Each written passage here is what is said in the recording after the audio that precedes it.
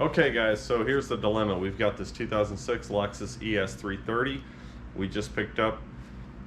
Pretty reasonable price. The only real thing that was concerning to me was the color of the transmission fluid. So we've got some really dark transmission fluid. Can you guys see that? It's really dark. So to change or not to change?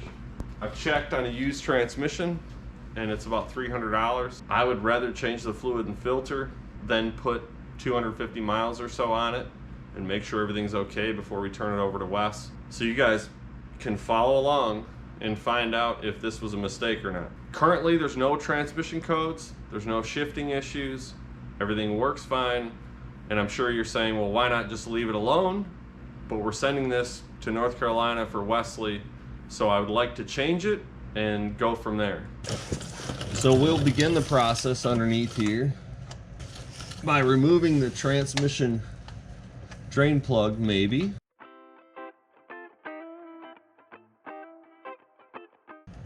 Whew, that's dark stuff, man. That is dark. I had to double check myself. Did I really pull the transmission plug? Yeah, there's a lot going on there.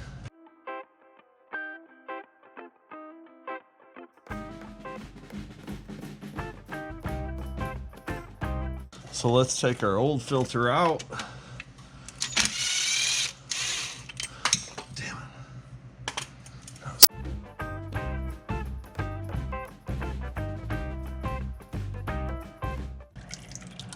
There's some more of that fluid.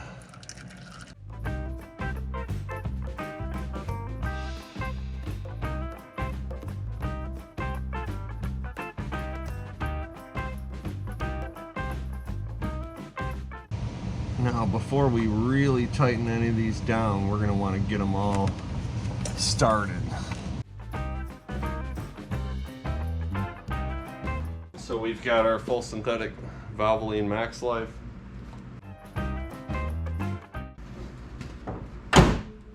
So let's move it outside and get it warmed up, and we'll take it for a drive and see what happens. Okay, so we're driving the Lexus after changing the fluid and filter. We got the transmission warmed up. We made sure it was topped off. Not over full, not under full. Everything seems to be working really good. It shifts really nice. We're coming up on about 45 miles an hour. We should get our converter lock up pretty soon. So yeah, everything seems to be working really good. Shifts very, very nice. It holds torque converter lockup, so that's good. I think Transgo says in like a lot of their transmission kits and stuff that your transmission should shift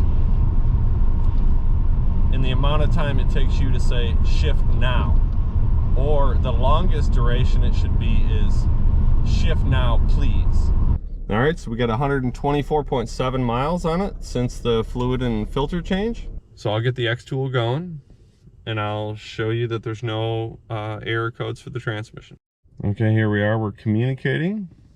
Okay, we do have a pending code here for evaporative emissions control system leak detected, very small leak. Not uncommon for an older vehicle. Let's do engine ECT, yeah. Let's read trouble codes just so you can see. There you go. So there's no transmission codes, there's no slip data. I would also say that we don't change our transmission fluid near enough just as a whole as drivers of vehicles. I think most vehicles require 70,000 miles, 60 to 70,000 miles, you should have the fluid and filter changed. A lot of oil changes will do a flush where they cycle new fluid in and get the old fluid out. I'm not a big fan of that. Maybe that with changing the filter, yes, that's awesome. But let's not just replace the fluid. The filter's there for a reason. It catches debris from the clutches and things inside the transmission. It's just like your oil filter. Now, there's a lot of information out there that'll tell you if you've never done it, don't do it. And if it's really dark, don't do it. I don't know.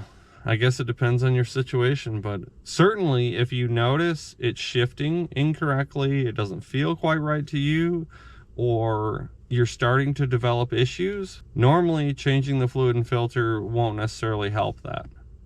But if everything seems to be working good and the fluid's dark, I would change it and the filter every single time. So hey, thanks for watching.